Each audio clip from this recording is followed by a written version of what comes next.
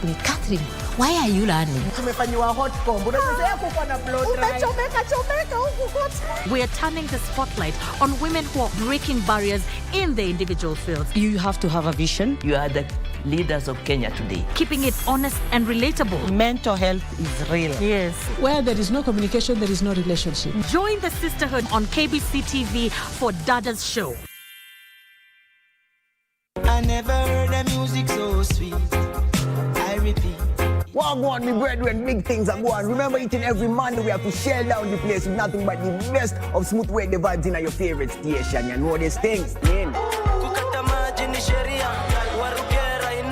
Alafu kila Tuesday, kata simu tupo side, giving you Kenyan music from the 254. And of course, you can spice up your Wednesday by enjoying blazing hot hip-hop and R&B jams. We don't got no label. She say she want bottles. Vibes and vibes as we go all across Africa, Kenya, Nigeria, Ghana, all the way to Tanzania to give you nothing but the best on Afro Thursday. Make sure you make a date with us each and every single Friday with me, DJ_Liza Diva, DJ Cold, and me, Wanjiko. This is Club One Extra. Unanifanya nisikie kunyongwa. Hadija ai, mani especially ukisonga. And Lamin Kamara with his first career goal. Ni muda wa kuhesabu kwa ajili ya kusherekea fasili na asili ya soka barani Afrika. Ligi za ndani na magwiji wasiotambulika. Mangeni Alvin anaichanja ndani uzuri. David!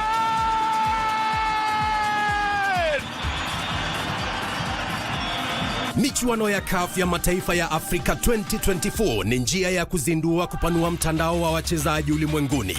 Timu itakayoshinda itazawadiwa dola za Marekani milioni 3.5 pamoja na kujivunia kulinyanyua kombe hilo.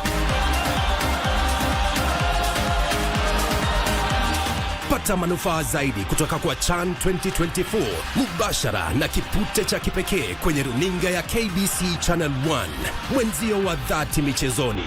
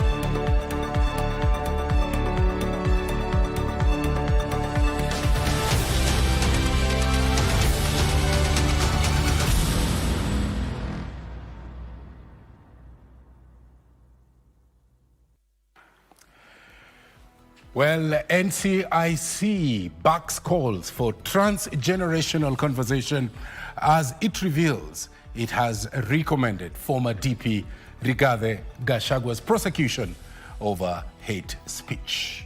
Plus, Chief Justice Martha Koome challenges Police Service and Heroes Council to honor their oaths of office. From wherever you're watching us in Kenya and around the world, good evening and welcome to Prime Edition, coming to you live from Broadcasting House. I am Mboya. I am Muchuma Odim. Top in this live broadcast.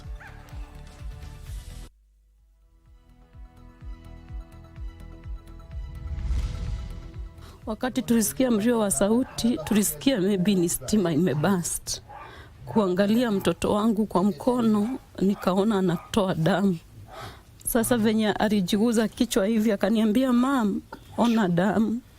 Mtoto wangu hakusema kitu lingine. She did no wrong. A family in Embu demands justice for their daughter whose life was cut short by a stray bullet on Monday. A force or a service? The opposition wants police to explain the deadly crackdown on protesters on Saba Day. Did the Isiolo County Assembly follow due process in hounding the county boss out of office? Senators have their say.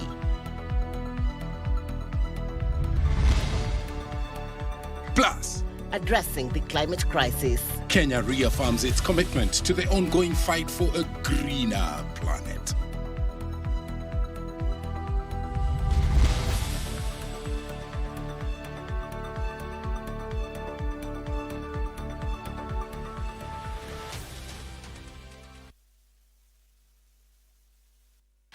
Thank you once again for joining us. We want to warmly welcome you to this live broadcast. Our socials at KBC Channel 1 on X, Facebook and YouTube. Our sign language expert tonight is Lensa Odingo. We begin with a disturbing lead story. Now, a grade 7 pupil tragically died after being hit by a stray bullet inside a home in Embu County following Monday's running battles between the police and protesters marking Saba Day. In a related incident, a college student was among 2 people shot dead by police in Naivasha. Now, the incidents have sparked outrage with leaders as well as family members calling for justice. This report begins our coverage tonight. 12-year-old Bridget was quietly watching television beside her mother at around 6 p.m. at their home in Embu when tragedy struck. A stray bullet, believed to have been fired by anti-riot police, pierced through the roof of their house and struck the young girl in the head, ending her life instantly. Wakati tulisikia mlio wa sauti, tulisikia maybe ni stima imebust. Kuangalia mtoto wangu kwa mkono, nikaona anatoa damu. Sasa venye alijiguza kichwa hivi akaniambia, "Mom, ona damu." Mtoto wangu hakusema kitu lingine, jambo lingine. Alianguka tu chini, akajikojolea. Kuangalia nikaona akona shimo kwa kichwa. Ndio mamake akatuita kwa nguvu akipiga nduru. Kutoka huko mpaka kwa nyumba tukapata mtoto wetu amelala chini akiwa ameshikiliwa na mamake. Hapo ndio nilimwangalia, kaona akitoa damu kwa kichwa. Tukamchukua mara moja hadi kwa barabara kutafuta wasamaria wema ambao walikuja na wakatusaidia moja kwa moja hadi tukaenda mpaka hospitali St. Bridget Embu. A CT scan revealed the bullet lodged deep in her brain. Bridget's family is now demanding justice, saying the girl was not part of the demonstrations and that her life was unfairly cut short. Ningependa kuomba askari waache kutumia live ammunition, watumie rubber bullets, kwa sababu rubber bullets ina subdue ule mtu ambaye anakuja ama ule anatoa fujo. Tunataka kukasifu hii serikali. Hakuna vile watu wanaweza andamana na watoke huru, lakini wale watoto wadogo wachanga wenye hawajui hata ni nini inaendelea, hiyo ndio wanabebeshwa mzigo ya ile mambo ilikuwa inaendelea. Elsewhere, tragedy struck Naivasha during Monday's Saba protest as 2 people, including a college student, were shot dead by police. The incident sparked riots that led to the torching of Viwandani police post, looting of shops, and dozens injured, among them protesters and police officers. Families of deceased 19-year-old Anthony Kariuki and 23-year-old Peter Njenga are demanding answers. Alikuwa ameendea pesa, mimi napeanaga managu kwenye niko, napeanaga inakuja, inapeanwa soko. Sasa alikuwa ameenda kuendea pesa, akirudi ndio alipigwa risasi. Mimi nilipigiwa simu usiku, nikaambiwa mtoto ati kuna mtoto ako hosi. Sasa kuja asubuhi ndio tumepata mtoto amepasa. Alikuwa anatimbiwa kwa sababu alikuwa dieta. Asubuhi amepasa asubuhi. Then tukaenda kwa mochari, hapo ndipo tumemkuta na tukaconfirm ni yeye, na tukakuta alishutiwa upande wa mbele wa tumbo. Kariuki died in hospital after being shot in the stomach, while Njenga was killed near Buffalo Mall. Area police has so far confirmed 67 arrests and ongoing investigations into the violence and deaths. Locals allege looters were organized and directed to target specific businesses. Alvin Counder reporting for KBC. On to Kasichana Masha's report, and a section of human rights defenders have accused police of using excessive force during the Sabasaba protest on Monday, leaving 11 people dead. That's right. They called on the Independent Police Oversight Authority, IPOA, and other legal bodies to hasten investigations into the murders and bring the perpetrators to book. And as families of those who lost their loved ones during the protest went to mortuaries to identify the bodies of their kin, they urged the government to offer a listening ear to the Gen Z and bring an end to the demonstrations. Here now is that report. A somber mood engulfed the Nairobi funeral home on Tuesday as relatives and friends of those who died during the Sabasaba Day protests arrived to confirm their bodies. Faith Indenje, mother to Elvis Musavi, who was shot by police officers at Kangemi, recalls her last moments with her son before he was shot. Elvis mara mwisho kumuona ilikuwa asubuhi akiniambia mama naenda kazi. Ndio ilikuwa mara ya mwisho kumniona, nikamwambia enda kazi urudi. Uende kwa nyumba huku nje ni mbaya. Mimi naye nilikuwa tu kwa nyumba, si kuenda mahali, nikiochi TV. Nikaona wanasema Kangemi kuna mtu ameuawa mmoja, nikasikia uchungu, nikakimbia kwake nikaenda kuangalia. She appealed for assistance in transporting the body for burial. Naomba tu serikali kama mnatusikiza, mtoto wangu ako hapa City Mortuary. Sina mbele na sina nyuma. Vile mtoto wangu anaweza fika Western, nimfikishe huko. Nimtoe hapa nimpeleke nyumbani, imekuwa ngumu kwangu. Also grieving was Tabitha Makori, whose husband was shot dead after he stepped out of his house to go to the shop. Ameniacha nyuma na watoto watatu na ningeomba tu rais angekaa chini asikize hao vijana wanasema nini, waamue wajue ni nini watafanya. Tuko na huzuni sana sababu ameacha familia yake. Mwaka 37 sio miaka mingi sana. And in Athi River, the family of Brian Kimutai, a 21-year-old protester who was allegedly shot dead by a police officer in Kitengela, finally got clearance from Shalom Hospital Management to access the mortuary after several hospitals rejected the body. Tulipeleka mwili kwa mortuary na mortuary wakatuambia waezi mbook juu tuna nini atakuwa na hiyo permit. Tukaenda polisi ndio tuchukue permit, wakatuambia wamechoka na wakasema twende nyumbani tukuje kesho saa 2. Nyawira, Brian's mother, says she had decided to take his son's body home. A section of human rights defenders condemned police for using excessive force against protesters and urged the government to hasten investigations into the deaths. The solution can never be violence. Police are using force excessively in this country. We all saw yesterday Subarus moving around with heavily armed officers. The National Police Service indicated that 11 civilians died during the protest. Kasichana Masha, Prime Edition. Let's now take 125 kilometers northeast of Nairobi, Embu town, where it turned into a scene of confrontation for the better part of the morning as demonstrators took to the streets to protest the arrest of Manyata Member of Parliament Gitonga Mukunji. The standoff between the police and protesters resulted in disruption of transport on the busy Embu-Nairobi road. Give us on Maina. He's with that story. Embu residents poured to the streets of Embu town on Tuesday, protesting against the arrest of area lawmaker Gitonga Mukonji.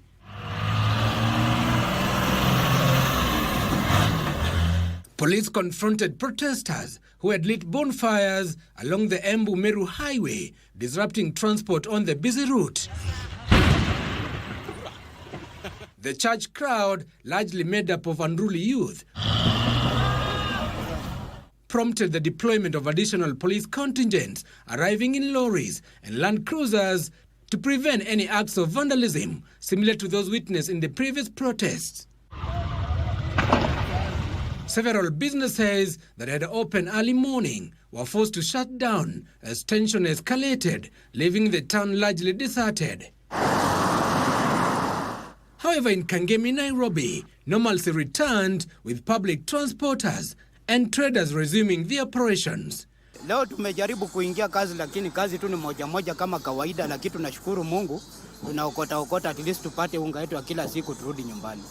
Jana kazi ilikuwa mbaya sana na ilikuwa chini, hatukufanya kazi kwa vile sisi ni wakaji hapa, ni tunategemea Nairobi, nimekuja kujitafutia, so na jana hatukupata kitu, lakini leo naona kazi iko sawa na tunaendelea.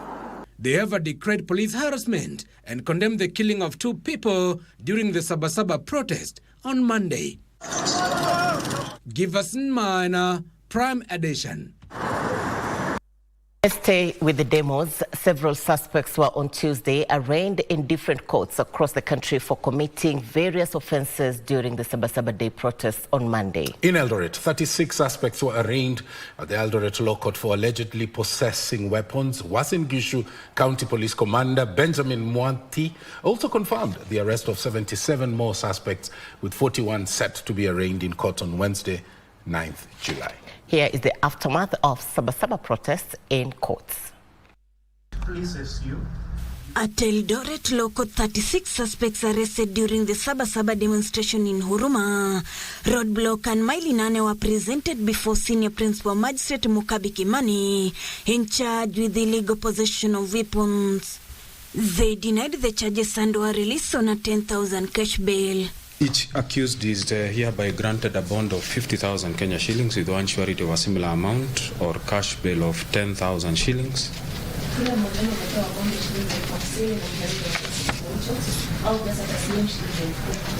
With one contact person.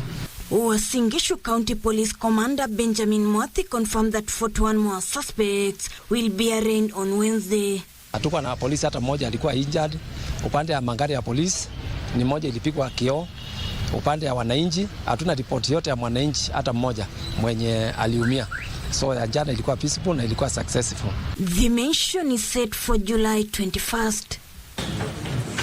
In a narrow court, Resident Magistrate George Sagero released 24 suspects accused of obstructing traffic during Sabasaba Day protest on a 5,000 shilling cash bail. This is the only place we feel secure as citizens of this country. And I'm kindly making an application to admit these persons before you on personal bond, so that they can rejoin their parents, they can also participate in nation building. When you look at the offense, the 2 offenses, count 1 and count 2, both counts are misdemeanor. Considering what has happened to the late teacher Albert Odim,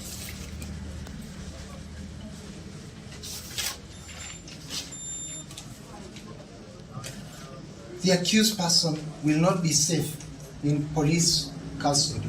The suspects had been arrested for barricading roads in Narok town, hence disrupting transportation and business activities in the region. The pre-trial is set for the 9th of August 2025. At the Kiambu Law Court, 7 individuals from Kikuyu sub-county who allegedly ferried goons during the protest were released on a bond of 100,000 shillings each. The pre-trial is set for July 14th. Ruth Wamboi for Prime Edition. The aftermath of the Sabasaba protesters in court. That story bringing us to a fast break at exactly 11 minutes past the top of the hour. Coming up. NCIC backs calls for dialogue, that and much more, with the detail and clarity after the break.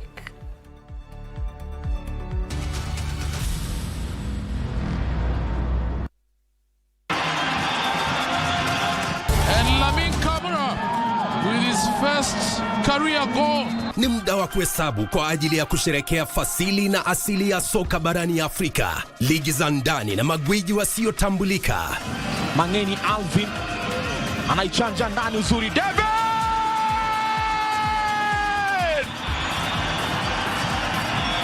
Michuano ya CAF ya mataifa ya Afrika 2024 ni njia ya kuzindua kupanua mtandao wa wachezaji ulimwenguni. Timu itakayoshinda itazawadiwa dola.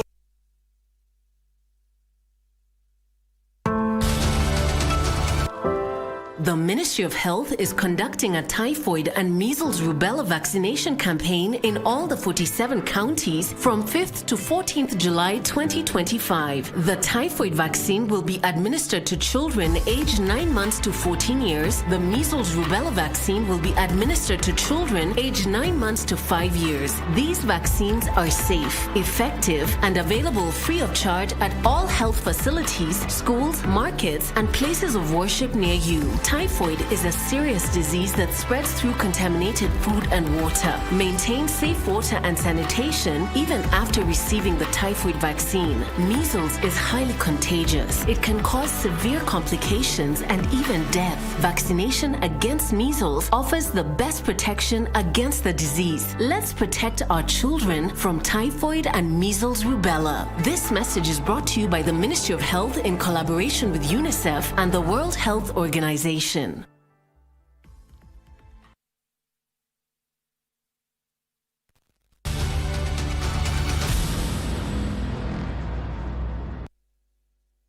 Welcome back to Prime Edition. Our socials at KBC Channel 1 on X, Facebook and YouTube. And as we move on, what do opposition leaders think about the protest, Tom? That's right. Opposition leaders have called for an inquiry into the Sabasaba demonstrations that led to the death of over 10 people with dozens injured.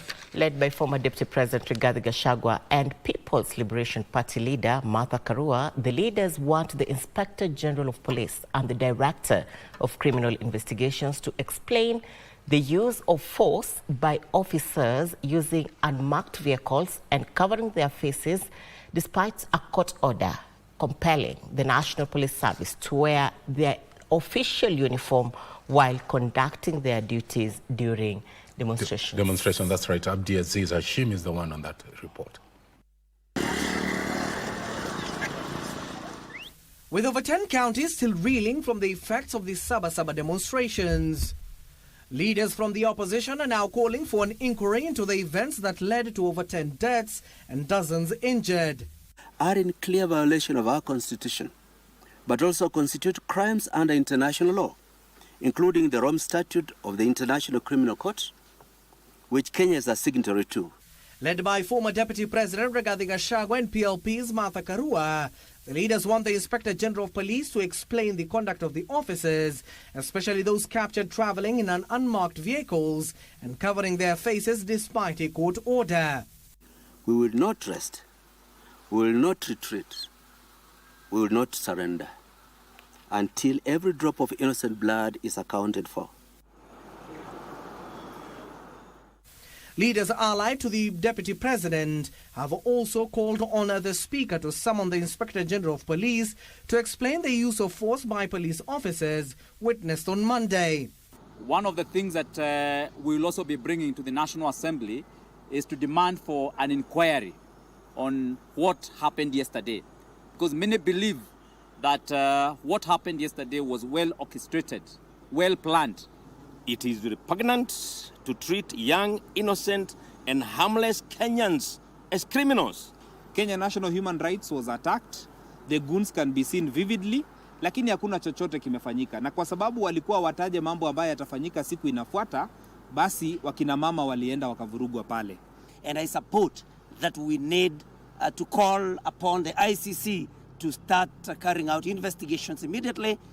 The leaders called for justice for victims who were shot dead during the Sabasaba demonstrations. Abdiaziz Hashim for Prime Edition. On to that report that we teased at the beginning of this program. Now, the National Cohesion and Integration Commission, NCIC, has backed calls for dialogue to address generational mistrust, unemployment, and also delusion among the youth. NCIC has proposed its ongoing transgenerational conversations as a possible dialogue forum, saying it offers space for discourse, collective reflection, and action. Now, the Commission has also revealed that it has recommended the prosecution of former Deputy President Rigathi Gachagua over hate speech. Here reports. Responding to the demonstrations that rocked parts of the country Monday, National Cohesion and Integration Commission Chairperson Reverend Samuel Kobia condemned the use of excessive force in dealing with demonstrators. While we recognize the constitutional right of every Kenyan to peaceful protest, we call for restraint, responsibility, and respect for the rule of law. The Commission has backed the growing calls for the government to dialogue with protesting youth, but through the Transgenerational Voices Forum launched last year. Many young Kenyans feel excluded, unheard, and increasingly disillusioned. Their frustration stems from a combination of factors: the high youth unemployment, economic hardships, lack of trust in institutions. Political and civic actors have been urged to refrain from exploiting the frustrations of Gen Z for political capital. Currently, we have 36 active cases that are being followed by NCIC. The Commission has in the meantime revealed that they have recommended the prosecution of former Deputy President Rigathi Gachagua for hate speech. The utterances, however, were not connected to the Gen Z protests. Rigathi Gachagua, who we have summoned for up to 3 cases, and they did not honor our summons, and therefore we had to forward the case. John Jacob Curia, Prime Edition.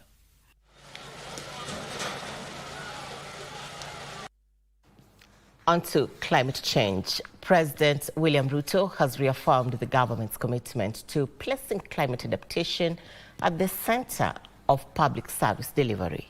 Speaking during the groundbreaking ceremony of the Global Center on Adaptation Africa headquarters here in Nairobi, Kenya, the head of state emphasized the need for climate-responsive governance that empowers institutions to drive sustainable development. This report was compiled by Khalid Abdullahi. At the Kenya School of Government in Kabete, President William Ruto presided over the groundbreaking of the African headquarters of the Global Center on Adaptation. The facility is expected to transform the continent's approach to tackling climate change. The president saying the center will work with the government agencies to integrate climate resilience into planning, budgeting, and service delivery frameworks. As a country, we remain deeply committed to the principles of sustainable development and climate resilience. This center is also aligned with Kenya's national priorities, including the Climate Change Act, the National Climate Change Action Plan, and the aspirations under our Vision 2030. The head of state said the move will support institutional transformation for governance that is climate responsive. The Global Center on Adaptation will be a hub of adaptation, innovation, public service training, and policy support. It will bring together researchers, practitioners, policymakers, and development actors to design and deliver practical, scalable solutions on matters adaptation.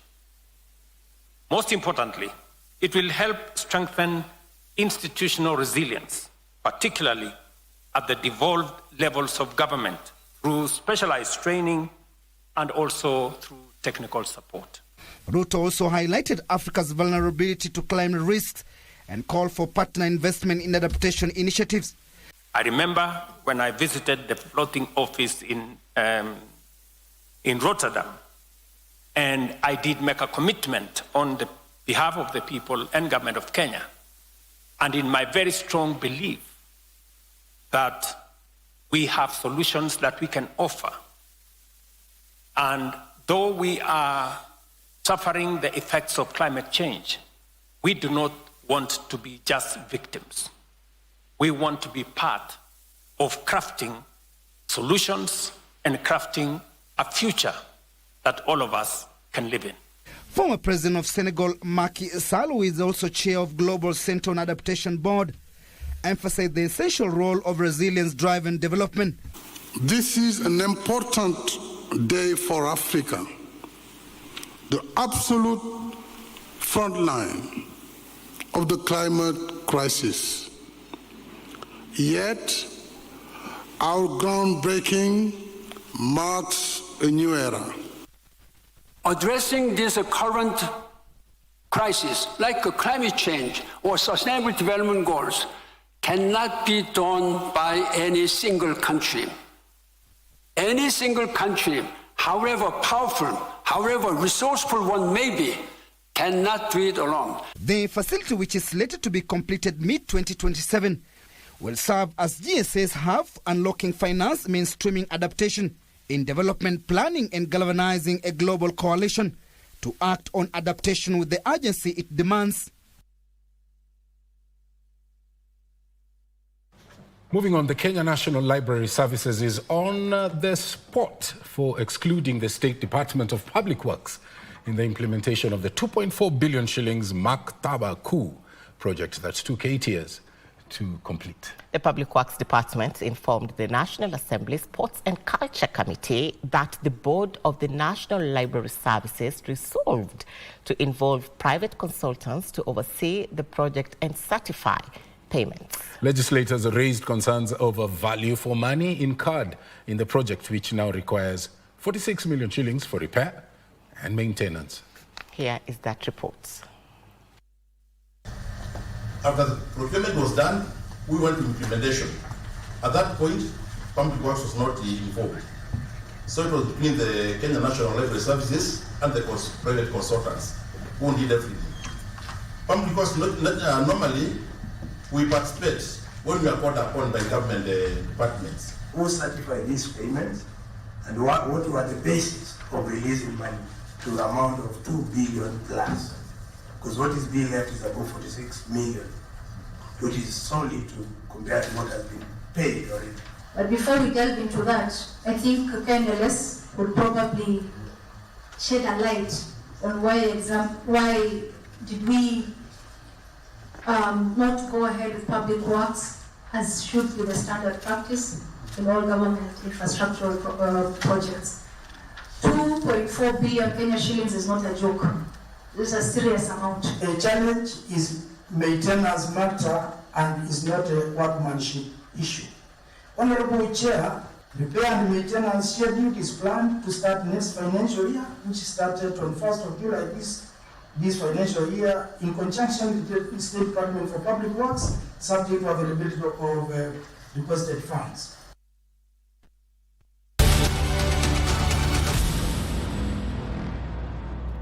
In a world where news is ever-changing, staying informed is more important than ever. Join us every week on News Check, your go-to show for the latest in current affairs, breaking news and in-depth analysis. A warm welcome to KBC News Check. From politics to global events, we bring you content that matter to you. We're not just speaking about the governance and how we want to see it, but want to actually participate.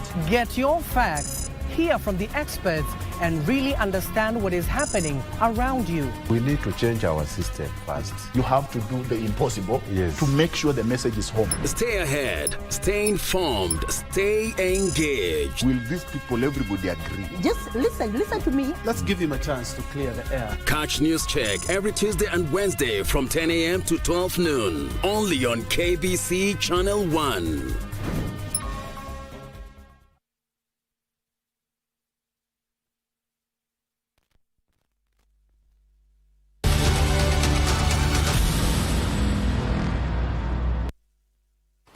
Welcome back. Continue talking to us on our social media platforms at KBC Channel 1 on X, Facebook and YouTube. Tom, let's now go to the counties. That's right. Residents of Migori County have expressed dissatisfaction with the implementation of several water projects in the county, accusing the county government as well as the Migori Water and Sanitation Company of poor planning, lack of transparency and failure to deliver essential services. This and other stories in the news making headlines in the counties.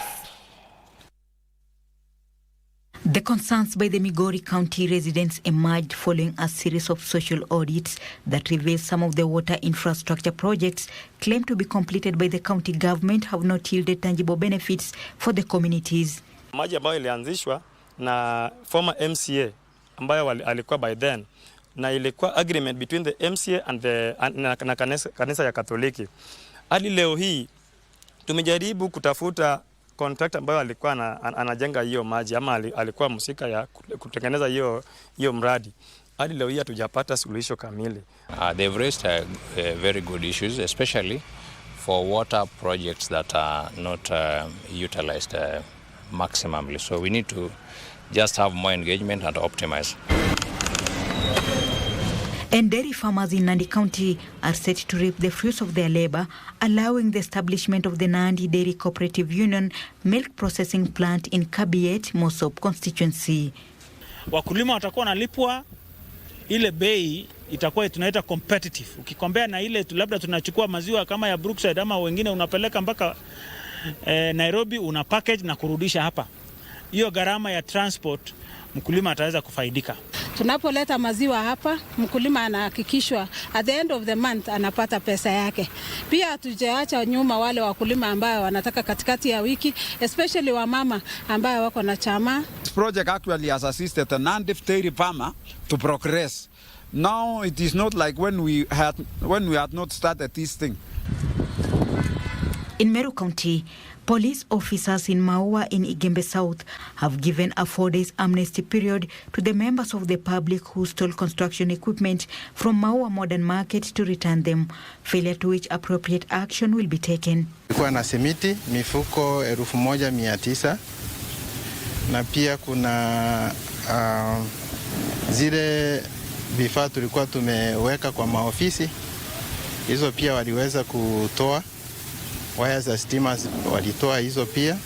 So wakirudisha simiti kati ya between now na siku hine hakuna ile hatua watachukuliwa because we agreed kwamba tutapatia grace period waweze kurudisha. So we expect a lot of cement na mbolea irudisha hata usiku wa leo. Machini Maslin for Prime Edition.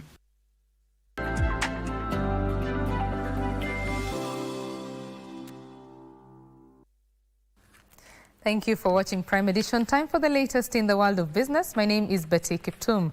The government is urging local manufacturers to enhance their capacity and quality of products to meet export standards to take advantage of opportunities in the African market. The Ministry of Investments, Trade and Industry Cabinet Secretary, that is Lee Kinyanjui, says the government, as a signatory of the African Continental Free Trade Area, is now actively engaging industry stakeholders through the Kenya Bureau of Standards to align with best international practices and standards for their products.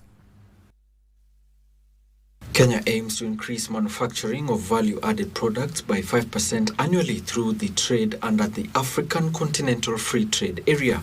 However, some local manufacturers produce products that do not meet the standards required in the destination markets, thus reducing Kenya's exportability. Currently, we have 400 that bear the diamond mark out of a potential of 24,000. So from a percentage perspective, we are not even at 10%. And I think this also is an opportunity for all of us. Since its introduction in 1996, the diamond mark has been awarded to 1,263 products, both local and international. That tells you it's not an easy mark to get. Small and medium enterprises face the biggest challenge in meeting export market standards. Experts call for mentorship and knowledge sharing. As holders of this prestigious mark, you have an opportunity and a responsibility to mentor other manufacturers especially the MSMEs, in areas such as quality management, product labeling and packaging, and also market access strategies. This is the kind of growth we want to replicate across sectors by having the DMARC certification as a transformational and strategic asset. It symbolizes consistent quality, robust internal controls, and demonstrated commitment to safeguarding both consumer health and the environment. The stable Kenya shilling has boosted exports, with the country keen on increasing its outflow to favorable destinations such as China, which has a duty-free arrangement for Kenyan products. Alan Auko, Prime Edition. And President William Ruto has signed into law the Division of Revenue Bill 2025, unlocking funds for both the national and county governments in the upcoming financial year. The move paves the way for smoother budget planning and a boost in service delivery, especially at the grassroots levels. The legislation also seeks to strengthen Kenya's fiscal framework by providing a timely and legally binding guide on how national revenues will be split, reducing conflict and uncertainty between the two levels of government.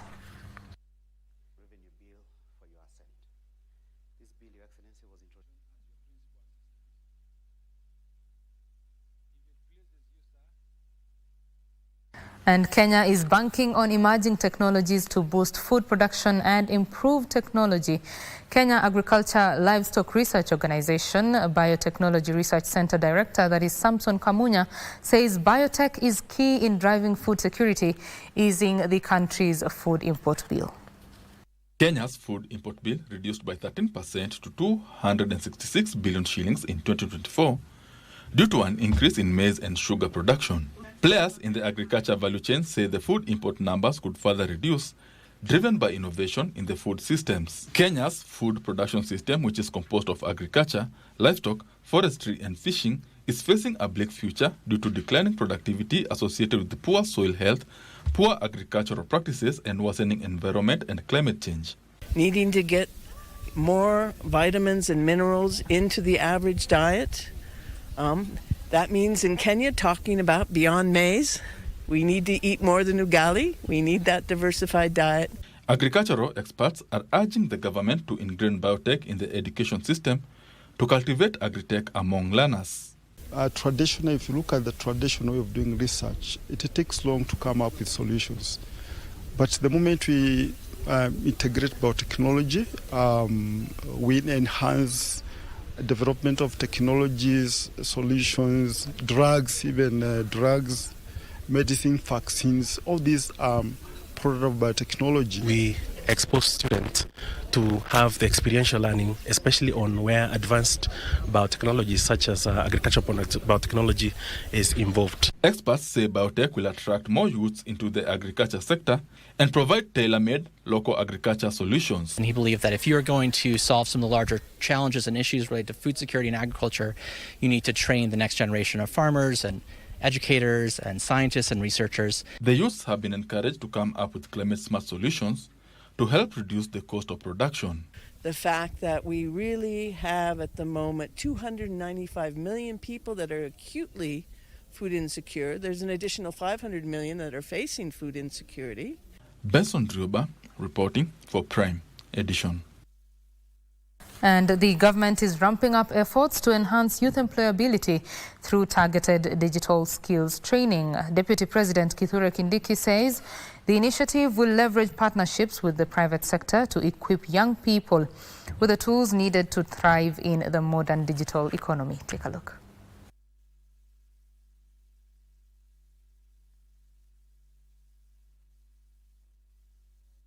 Let's go to international business news now. United States President Donald Trump has officially delayed imposing higher tariffs on U.S. imports while sending letters to 14 countries, including Japan and South Korea, detailing the levies they face.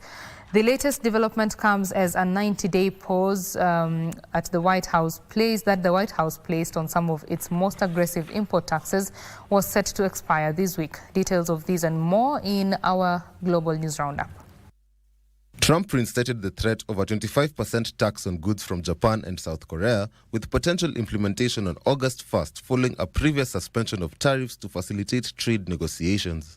While the president described the new deadline as firm but not 100% firm, this move outlines adjustable tariff plans and is viewed by some investment strategists as a negotiation tactic rather than a definitive threat, providing optimism for investors. Trump asserts that these tariffs will safeguard American businesses, stimulate domestic manufacturing, and generate employment. Yet economists contend that they will ultimately increase U.S. prices and curtail international trade. The announcement led to a decline in U.S. share indexes, including a 4% drop for Toyota's U.S.-listed shares. Meanwhile, the UK government plans to ban non-disclosure agreements, NDAs, that silence victims of workplace sexual misconduct or discrimination. An amendment to the Employment Rights Bill will void such confidentiality clauses, a move Deputy Prime Minister Angela Rayner called vital to stamp this practice out. This change, championed by campaigners like Zelda Perkins, who broke her NDA with Harvey Weinstein, aims to prevent the misuse of NDAs and align the UK with countries like Ireland and the US. Finally, Australian Prime Minister Anthony Albanese announced he will visit China, with Beijing keen to strengthen partnerships in areas like AI, green energy, and the digital economy. This marks Albanese's second visit to China since his re-election in May, following a 2023 trip that ended a 7-year diplomatic freeze and emphasized the importance of communication despite differences. His trip coincides with China, Australia's largest trading partner, proposing a review of their decade-old free trade agreement to enhance ties in agriculture and mining and explore new technological growth areas. And that is the business news that we had for you this evening. Sports news is coming up. My colleague Tom Mboya is on the other side to bring you the sports news. My name is Betty Kiptum. Do have yourself a lovely night. Bye-bye.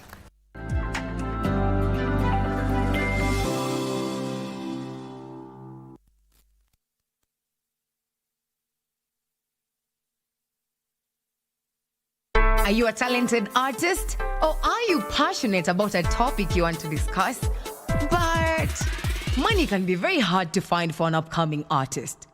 Don't worry, Studio Mashinani has got your back. Sign up on ajira.co.ke to book a session with our music and video producers across the country. Work on your music, jingles, spoken words, and even podcasts to realize your dream. All for free. Studio Mashinani, Radani Talent.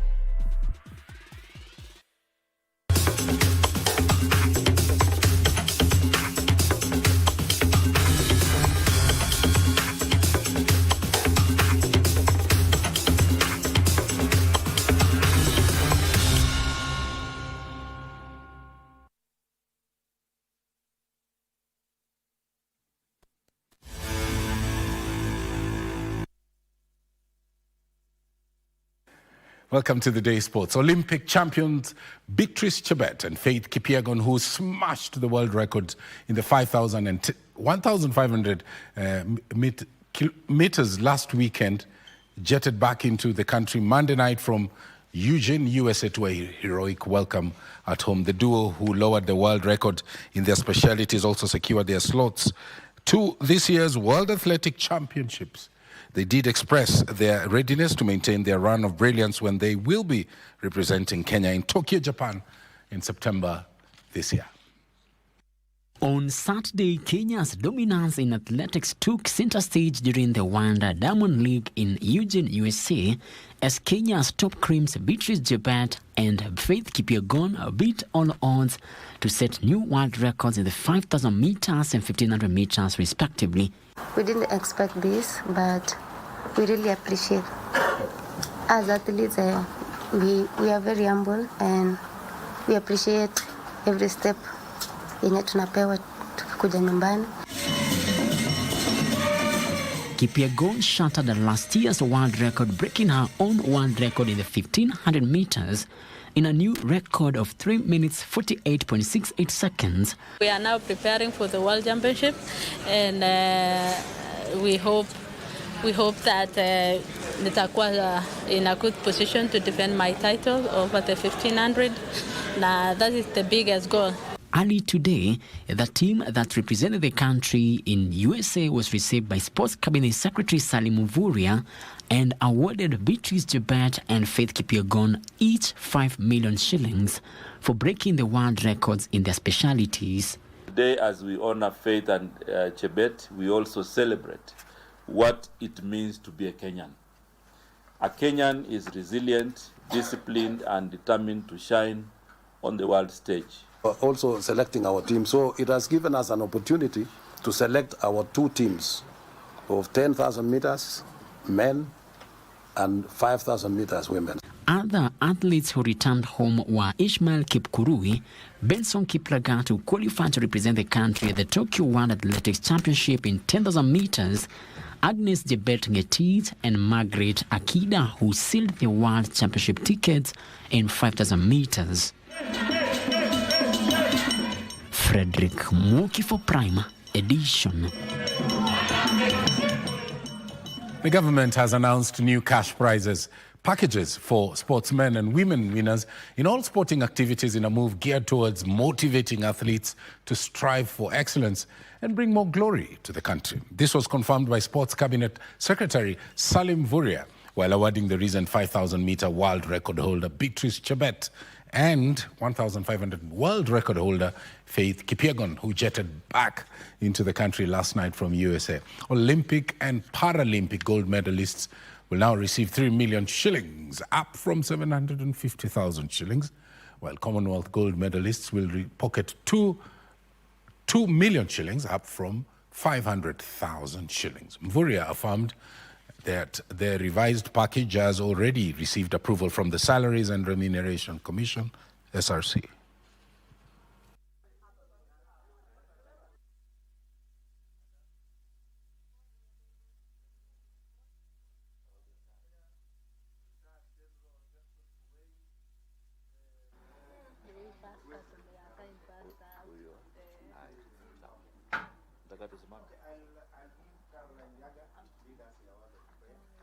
From April, we have approved the new rates.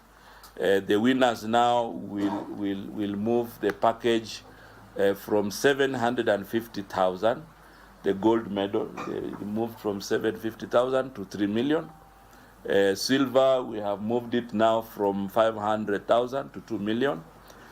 Bronze now from 350,000 to 1 million. And this is part of enhancing the package.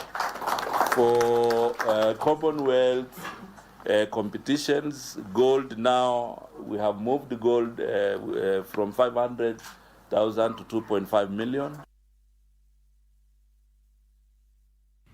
On to the rough game played by gentlemen. The National Rugby 15s team, Kenya Simbas, have booked their place in the semi-finals of the Rugby Africa Cup after beating hosts Uganda 32-24 at the Nelson Mandela Stadium in Kampala. The Kenyan team will now face reigning champions Zimbabwe in the semi-finals this Sunday, the 13th of July. Zimbabwe qualified for the semi-finals after beating Morocco 43-8 in the tournament opener. Algeria defeated Cote d'Ivoire 41-6 to set up a date in the semis against either Namibia or Senegal.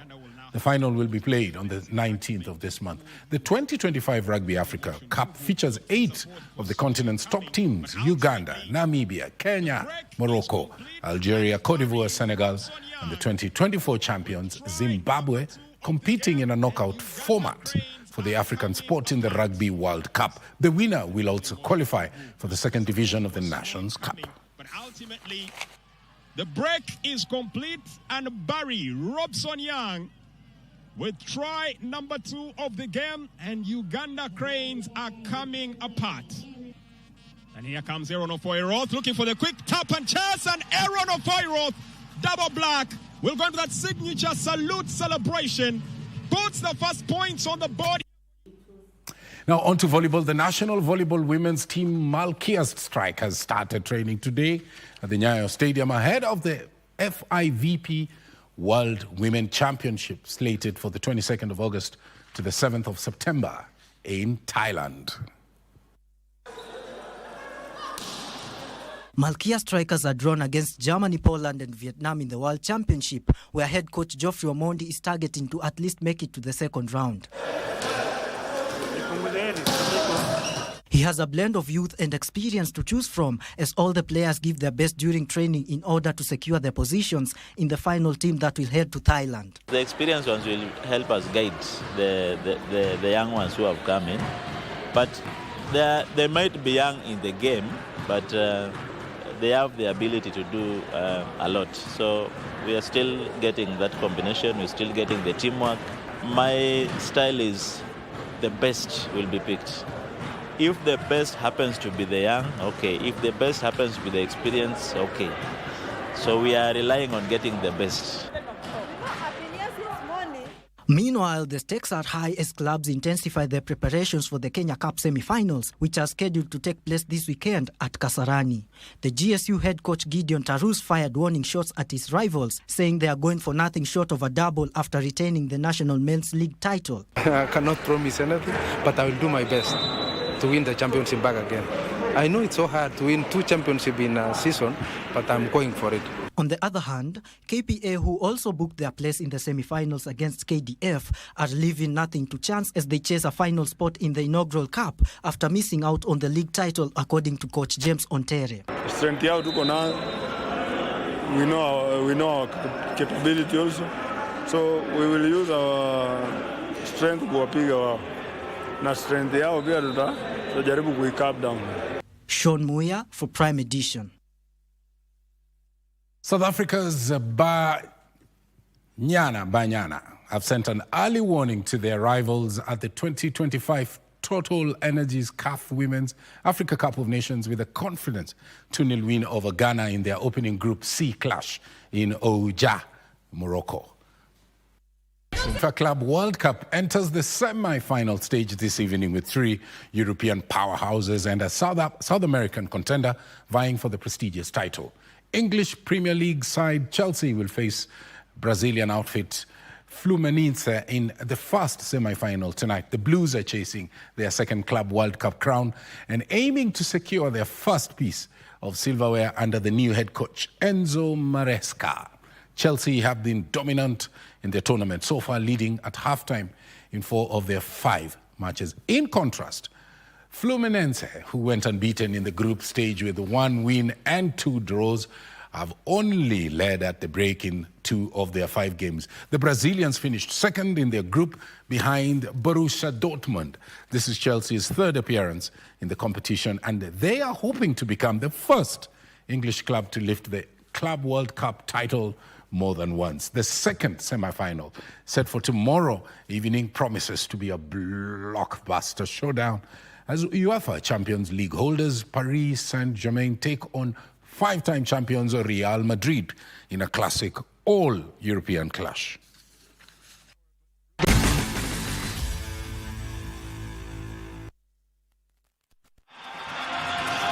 And Lamine Camara with his first career goal. Ni muda wa kuhesabu kwa ajili ya kusherekea fasili na asili ya soka barani Afrika. Ligi za ndani na magwiji wasiotambulika. Mangeni Alvin anaichanja ndani uzuri. David!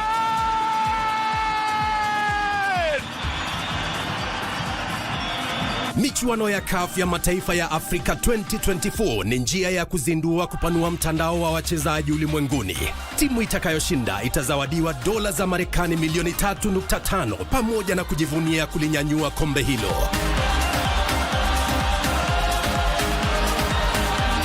Pata manufaa zaidi kutoka kwa CHAN 2024 mubashara na kipute cha kipekee kwenye runinga ya KBC Channel 1, mwenzio wa dhati michezoni.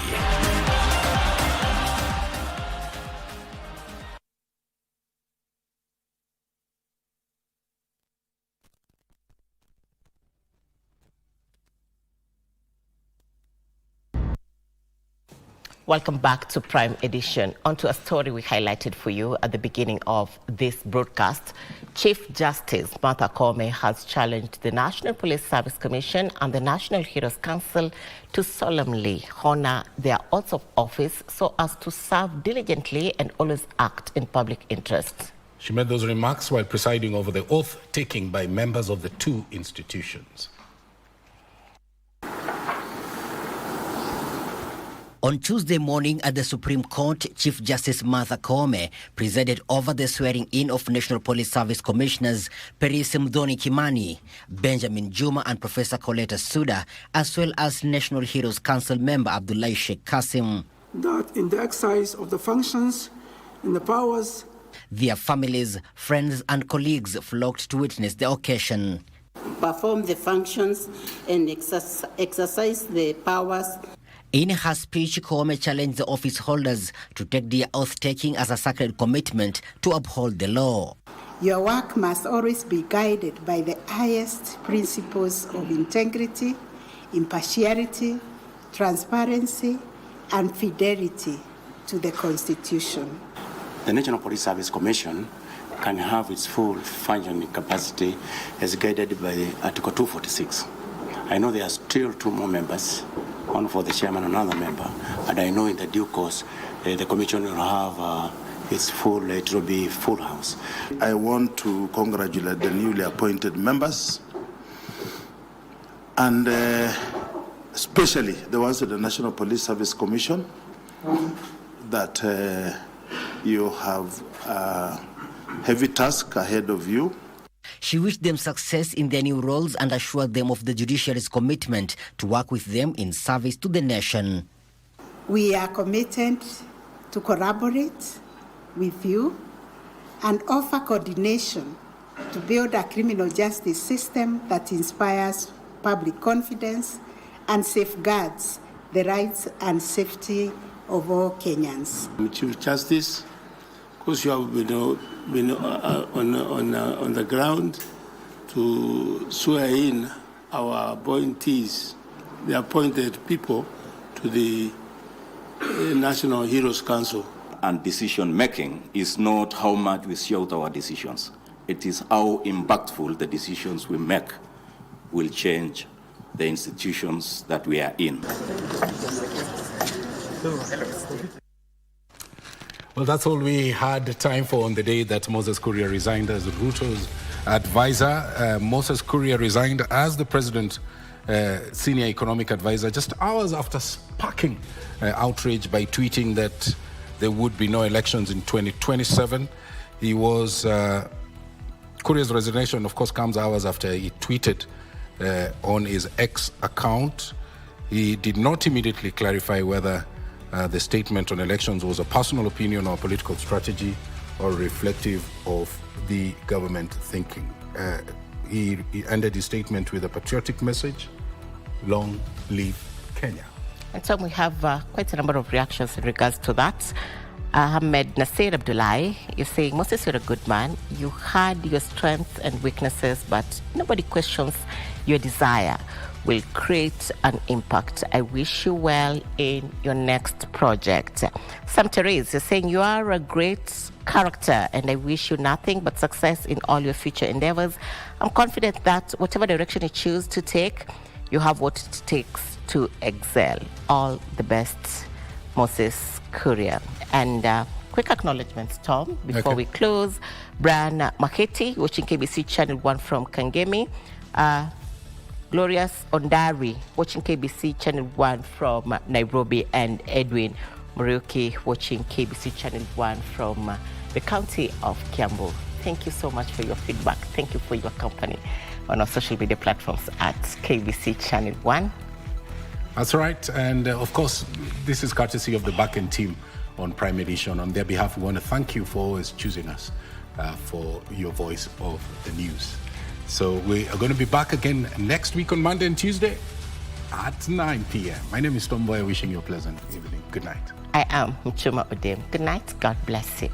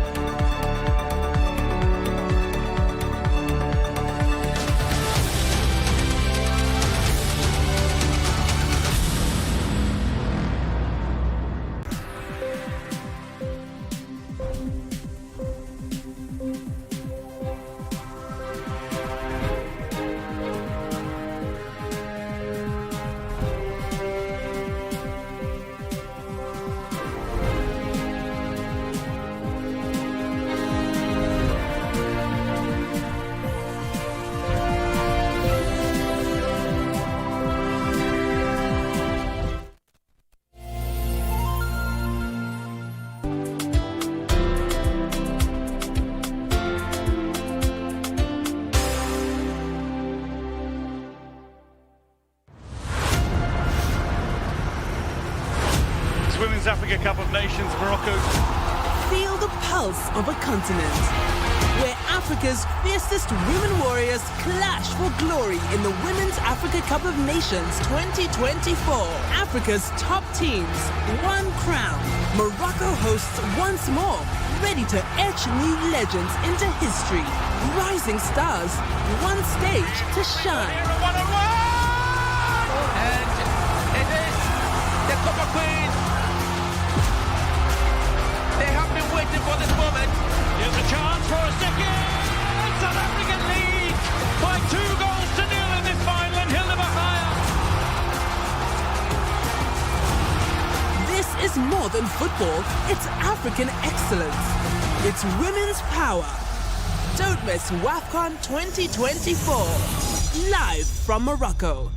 They say the art without art would just be, get it?